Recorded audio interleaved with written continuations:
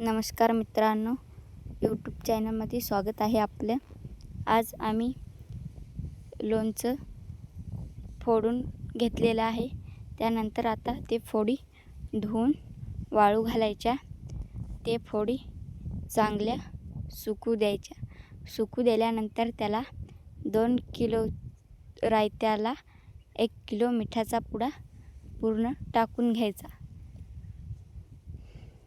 त्या 2 किलोला 1 किलो मिठाचा पुडा टाकून झाल्यानंतर मग त्यात थोडीशी हळद टाकून घ्यायची.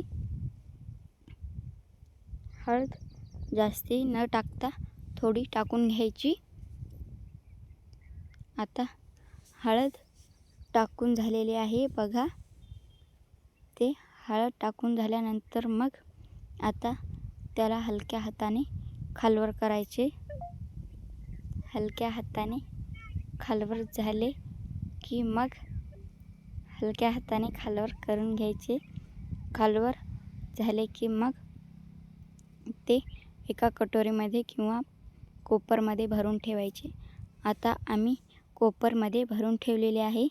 मग उद्या सकाळी बघितले तर ते लोणचं पिवळं झालेले आहे आणि त्यामध्ये पाणी सोडलेलं आहे. तर त्या लोणच्याने पाणी सोडले तरी बी काही होत नाही, ते पाणी सोडतच असते. मग ते झाल्यानंतर त्याच्यात सामाईन टाकून घ्यायचं. हे तिख्या टाकून तिख्या मेथ्या दोन्हीही टाकून घ्यायचं. या तिख्यांना चांगलं स्वच्छ करून घ्यायचं. तिख्या किंवा मेथ्या स्वच्छ करायच्या चांगल्या. आता मी या तिख्यांना आणि मेथ्यांना स्वच्छ करत आहे.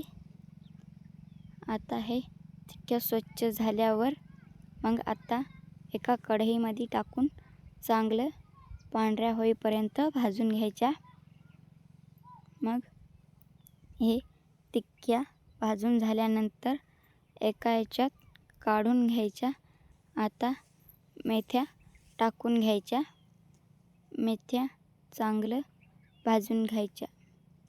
मेथ्या भाजून झाल्यावर मग ते मिक्सरच्या भांड्यामध्ये मी टाकत आहे. आता छोट्या भांड्यामध्ये काढून घ्यायचे बारीक लगे.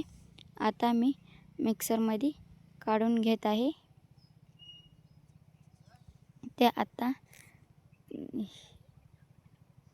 मेथ्या झालेल्या आहे बारीक बोगदा. ते आता मेथ्या आणि तिख्या दोन्ही झालेलं आहे. त्यानंतर आता लसूण सोलून घ्यायचा.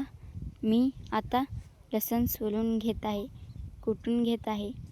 आता त्या पातेल्यामध्ये तेल टाकायचे. तेल कढायला ठेवायचे. ते तेल कढायल्यावर मग लसूण टाकायचा. लसूण चांगला कढू द्यायचा. लसूण चांगला कढू दिला की मग 2 ते 3 चमच चटणी टाकून द्यायची. चटणी टाकून चांगलं मिक्स करायचं. चांगलं मिक्स झाल्यावर मग ते लोणचं आहे ते त्या कोपरमध्ये दुसऱ्या कोपरमध्ये काढून घ्यायचे. ते लोणचे काढून घ्यायचे. ते त्या लोणच्यातलं पाणी असलं की ते फेकून द्यायचे. आता त्या लोणच्यामध्ये सामाईन टाकून द्यायचे. चारी बाजूनी सामाईन टाकून द्यायचे. आता मेथ्या टाकून द्यायच्या.